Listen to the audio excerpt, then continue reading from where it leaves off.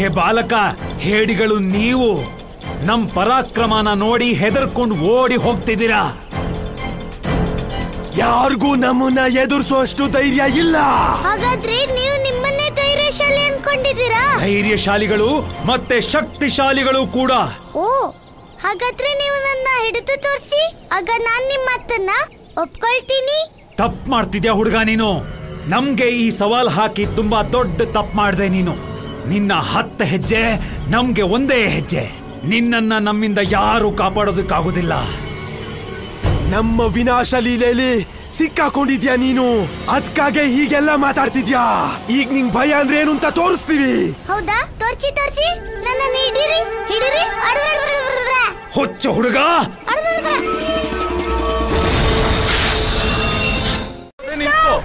ಯಶೋಧ ದೇವ್ರ ಹತ್ರ ಬೇಡ್ಕೋ ನಮ್ ಕೃಷ್ಣಂಗೆ ಏನು ಆಗದೆ ಇರ್ಲಿ ಅಂತ. ನೀನ್ ಇಲ್ಲೇ ಇರು.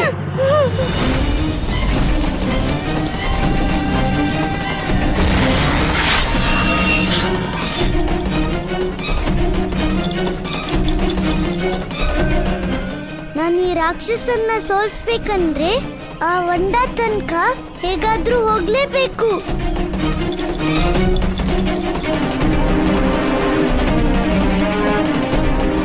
ಹುಡುಗ, ಅದೆಷ್ಟು ಬೇಗ ಓಡಕ್ಕಾಗತ್ತೋ ಈಗ್ಲೇ ಓಡ್ಬಿಡು. ಯಾಕಂದ್ರೆ ಸಾವು ಹುಡ್ಕೊಂಡ್ ಬಂದ ಮೇಲೆ ನೀನ್ ಎಷ್ಟೇ ಓಡಿದ್ರು ಅದ್ರ ವೇಗಕ್ಕೆ ನೀನು ವೇಗ ಸರಿ ಹೋಗಲ್ಲ.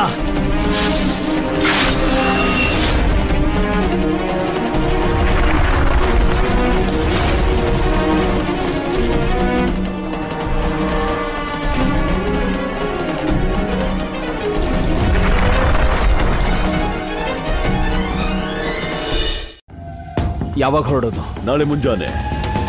ಈಗ ವಿಶ್ರಾಂತಿ ತೆಗೆದುಕೋ. ಸರಿ.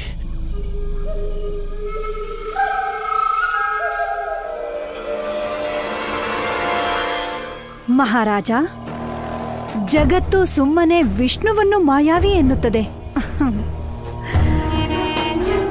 ನಿಜವಾದ ಮಾಯಾವಿ ನೀವು. ನಿಮ್ಮ ಮಾಯೆಯ ಗರುಡನನ್ನು ಆ ಕಾಳಿಂಗ ನಿಜವಾದ ಗರುಡನೆಂದುಕೊಂಡ ಮತ್ತು ನಿಮ್ಮ ಭಕ್ತನಾಗಿ ಬಿಟ್ಟ.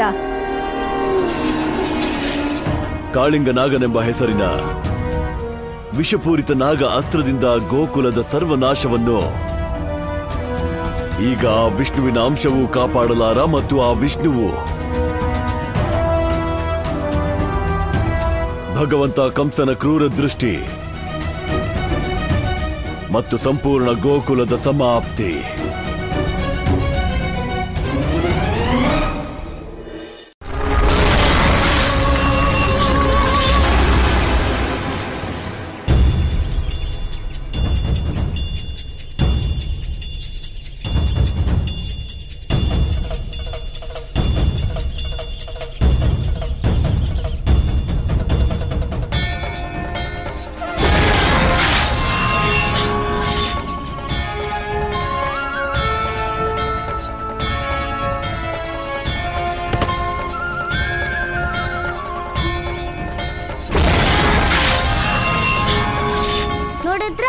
ಗೋಕುಲ ಜನರಿಗೆ ತೊಂದರೆ ಕೊಟ್ರೆ ಕೊನೆಗೆ ಹೀಗೆ ಆಗೋದು. ಕಂದ, ಯಶೋದೆ ಕಂದನಿಗೆ ಜಯವಾಗಲಿ, ನಂದ ಕಂದನಿಗೆ ಜಯವಾಗಲಿ, ಯಶೋದೆ ಕಂದನಿಗೆ ಜಯವಾಗಲಿ, ನಂದ ಕಂದನಿಗೆ ಜಯವಾಗಲಿ, ಯಶೋದೆ ಕಂದನಿಗೆ ಜಯವಾಗಲಿ, ನಂದ ಕಂದನಿಗೆ ಜಯವಾಗಲಿ, ಯಶೋದೆ ಕಂದನಿಗೆ ಜಯವಾಗಲಿ, ನಂದ ಕಂದನಿಗೆ ಜಯವಾಗಲಿ. ಯಾರು ಯಾರನ್ನ ನಾಶ ಮಾಡ್ತಾರೆ ಅಂತ. ಈ ರಾಕ್ಷಸರು ದೊಡ್ಡ ಮಾಯಾವಿಗಳಾಗಿರ್ತಾರೆ. ಇವರನ್ನ ಹೇಗಾದ್ರೂ ತಡಿಬೇಕು.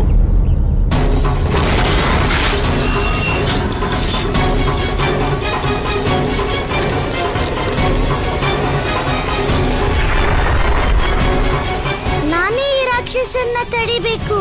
ನಿಂತ್ಕೋ ಕೃಷ್ಣ. ನೀನ್ ಹೋಗ್ಬೇಡ. ಯಾಕಣ್ಣ? ಯಾಕಂದ್ರೆ ಇವನನ್ನ ನಾನ್ ನೋಡ್ಕೊಂತೀನಿ. ಇವನು ನಮ್ ಭೂಮಿ ತಾಯಿಗೆ ಅವಮಾನ ಮಾಡಿದ್ದಾನೆ, ಕಷ್ಟ ಕೊಟ್ಟಿದ್ದಾನೆ. ಈಗ ಇವನ್ ಮಾಡಿರೋ ಕೆಟ್ಟ ಕೆಲ್ಸಕ್ಕೆ ಪಾಠನ ನಾನ್ ಕಲಿಸ್ತೀನಿ. ಸರಿಯಾಗಿ ಹೇಳ್ತೆ ಅಣ್ಣ. ನೀನ್ ಇವನಿಗೆ ಎಂತ ಪಾಠ ಕಲಿಸ್ಬೇಕಂದ್ರೆ ಇನ್ಮುಂದೆ ಯಾವ ರಾಕ್ಷಸನು ಇಂಥ ದುಸ್ಸಾಹಸ ಮಾಡ್ಲೇಬಾರ್ದು. ಹೋಗು. ಯಾರು ಈ ಭೂಮಿನ ನಾಶ ಮಾಡ್ತಾರೋ ಅವ್ರ ಪ್ರಾಣನೂ ತೆಗೆಯುತ್ತೆ.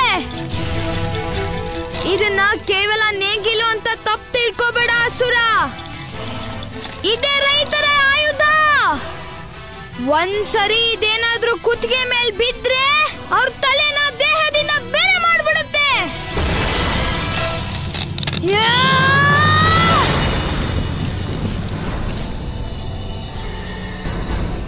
ಎಲ್ ಮಾಯ ಆಗ್ಬಿಟ್ಟ ಇವನು? ಎದುರುಗಡೆ ಬಾ ರಾಕ್ಷಸ, ಎದುರುಗಡೆ ಬಾ.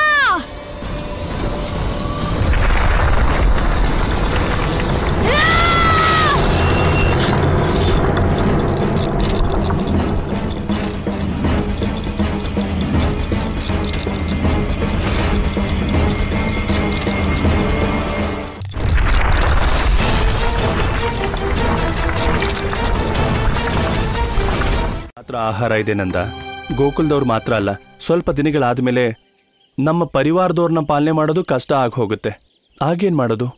ಏನ್ ಮಾಡ್ಬೇಕು ಅಂತ ನನಗೂ ಗೊತ್ತಿಲ್ಲ ವೃಷಭಾನು. ಆ ಅಹಂಕಾರಿ ಕಂಸನ ಎದುರಿಗೆ ನಾನು ಯಾವ ಕಾರಣಕ್ಕೂ ತಲೆ ತಗ್ಸಲ್ಲ. ಇದು ನನ್ನ ಶಪಥ. ನಿನ್ನ ಈ ಶಪಥ ಉಳಿಸ್ಕೊಳ್ಳೋದಕ್ಕೆ ಪ್ರಾಣ ಉಳಿಸ್ಕೊಳ್ಳೋದು ಅನಿವಾರ್ಯ ನಂದ. ಇನ್ನೂ ಈ ಸಮಸ್ಯೆಗೆ ಯಾವುದೇ ಪರಿಹಾರ ಸಿಗದೆ ಹೋದ್ರೆ ನಾವೆಲ್ಲರೂ ಗೋಕುಲನ ಬಿಟ್ಟು ಹೋಗ್ಬೇಕಾಗಿ ಬರ್ಬೋದು.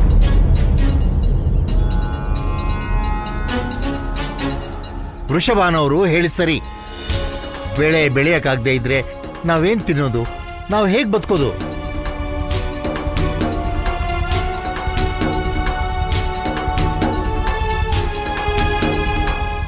ನಾನೇನಾದ್ರೂ ಮಾಡ್ಲೇಬೇಕು. ಕಂಸನ ಕಷ್ಟಗಳಿಂದ ನಾವು ಸೋತು ಗೋಕುಲ ಬಿಟ್ಟು ಯಾವತ್ತೂ ಹೋಗೋದಿಲ್ಲ, ಯಾವತ್ತಿಗೂ ಇಲ್ಲ. ಪ್ರಭು, ಇದು ಸರಿಯಲ್ಲ. ಅದಕ್ಕೆಂದೇ ನಾನು ಈ ಕೃಷ್ಣಾವತಾರ ಎತ್ತಿದ್ದು. ಇದರಿಂದ ಸತ್ಯವನ್ನು ನನ್ನ ಭಿನ್ನ ಭಿನ್ನ ಲೀಲೆಯ ಮೂಲಕ ಜನರಿಗೆ ಅರ್ಥ ಮಾಡಿಸುವೆ. ಅವರಿಗೆ ನಾನು ಜ್ಞಾನ ನೀಡುತ್ತೇನೆ. ಸತ್ಯ ಮತ್ತು ಧರ್ಮದ ಮಾರ್ಗದಲ್ಲಿ ಸಾಗುವುದೇ ಅವರ ಪ್ರಥಮ ಕರ್ತವ್ಯ.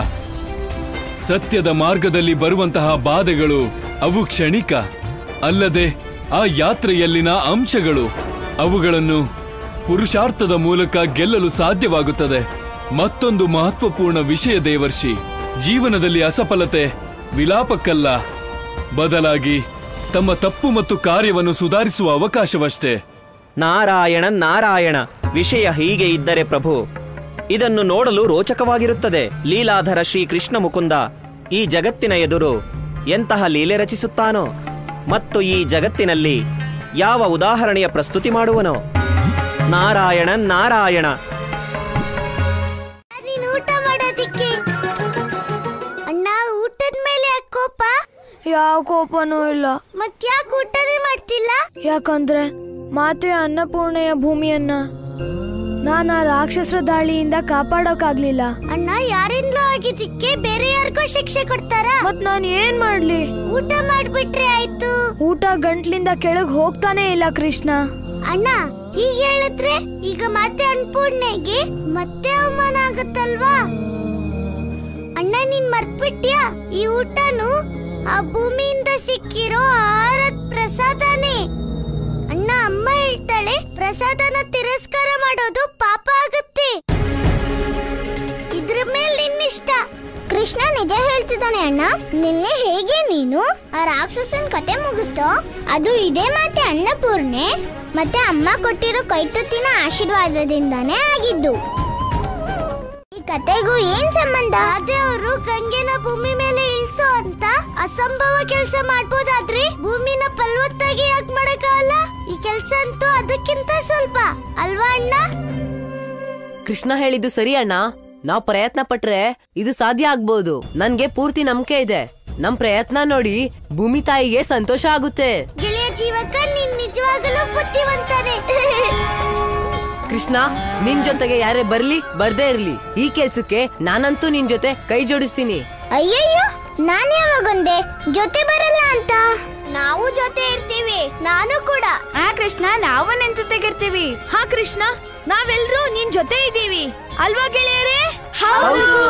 ಯಶೋದೆ ಕಂದನಿಗೆ ಜಯವಾಗಲಿ, ನಂದ ಕಂದನಿಗೆ ಜಯವಾಗಲಿ, ಯಶೋದೆ ಕಂದನಿಗೆ ಜಯವಾಗಲಿ, ನಂದ ಕಂದನಿಗೆ ಜಯವಾಗಲಿ, ಯಶೋದೆ ಕಂದನಿಗೆ ಜಯವಾಗಲಿ, ನಂದ ಕಂದನಿಗೆ ಜಯವಾಗಲಿ.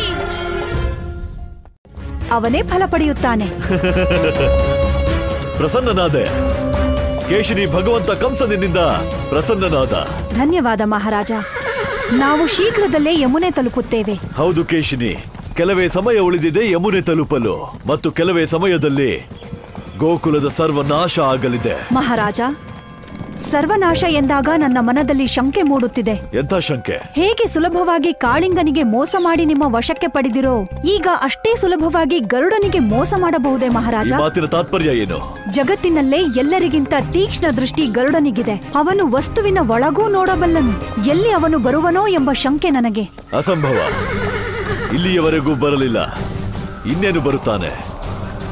ಮತ್ತು ಈಗ ಬಂದರೂ ಕೂಡ ಏನು ಮಾಡಲಾಗುವುದಿಲ್ಲ. ಅಹಂ ಬ್ರಹ್ಮಾಸ್ಮಿ. ಕಾಳಿಂಗನಾಗ ಭಗವಂತ ಕಂಸನ ಆಸರಿಯಲ್ಲಿದ್ದಾನೆ.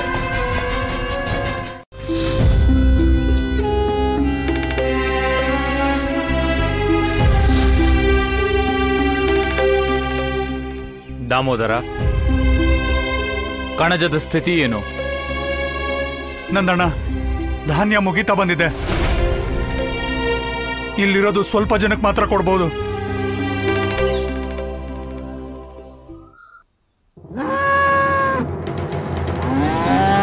ಈ ದನಗಳು ಯಾಕೆ ಹೀಗೆ ಕಿರ್ಚ್ತಾ ಇವೆ? ಏನಾಯ್ತು ಇವಕ್ಕೆ? ದನಗಳಲ್ವಾ, ಸುಮ್ನೆ ಕೂಗ್ತಿರ್ಬೇಕು. ಆದರೆ ಇವುಗಳ ಧ್ವನಿ ಬೇರೆ ದಿನಗಳ ತರ ಇಲ್ಲ. ನೀನ್ ಹೇಳ್ತಿರೋದು ಸತ್ಯ ಮಿತ್ರ. ನಾವ್ ಅಲ್ಲಿ ಹೋಗಿ ನೋಡ್ಬೇಕು. ಒಂದ್ ವೇಳೆ ಅವಕ್ಕೇನಾದ್ರೂ ಅಪಾಯ ಆಗಿರ್ಬೋದಾ? ಹೌದು, ಇವ್ರು ಹೇಳ್ತಿರೋದು ಸರಿಯಾಗೇ ಇದೆ. ನಾವು ಹೋಗಿ ನೋಡೋಣ. ನಡೀರಿ ನಂದಣ್ಣ. ಬನ್ನಿ.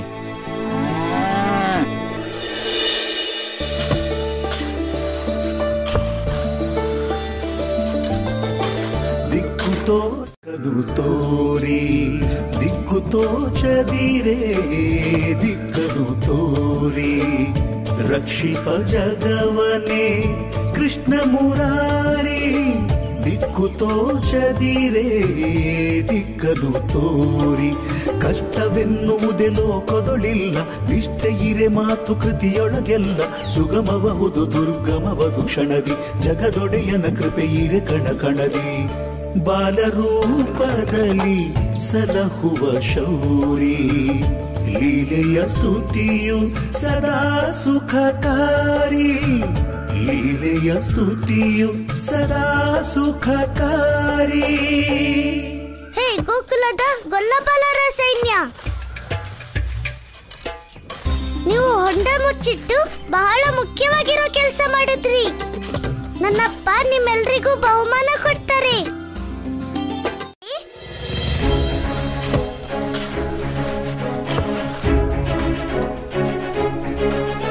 ಹೇ ಪ್ರತಾಪ, ಹಾಗಲ್ಲ.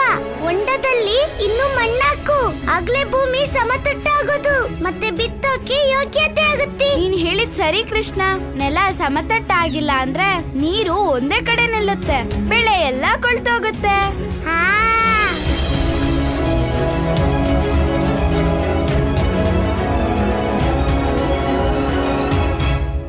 ಹೇ ರಾಧೆ, ಬೀಜನ ಆಗಲ್ಲ ಹಾಕೋದು. ಹೌದಾ? ನಿನಗಷ್ಟು ಗೊತ್ತಿದ್ರೆ ತಗೋ, ನೀನೇ ಹಾಕ್ ತೋರ್ಸು. ಈಗ್ಲೇ ಹಾಕ್ ತೋರಿಸ್ತೀನಿ, ಆದ್ರೆ ನೋಡ್ಕೊಂಡ್ ಕಲ್ತ್ಕೋ. ಮತ್ತೆ 1,00,000 ಹಸುಗಳ ಸೊಕ್ಕು ತೋರ್ಸಕ್ ಹೋಗ್ಬೇಡ. ಆಮೇಲೆ ಹುಲ್ ತಿಂದಾಗಿ ಮೂತಿ ಕೂಡ ಮಾಡ್ಕೋಬೇಡ. ತಗೋ, ಹಿಡ್ಕೋ.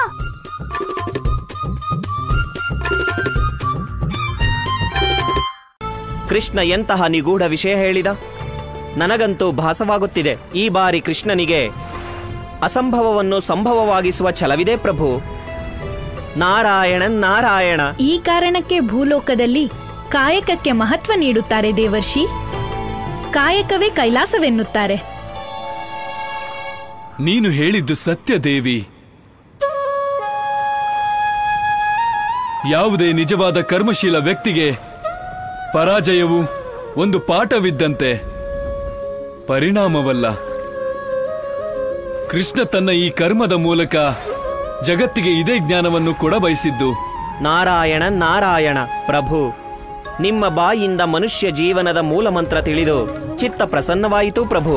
ನಿಮಗೆ ಕೋಟಿ ಕೋಟಿ ಪ್ರಣಾಮಗಳು ಪ್ರಭು.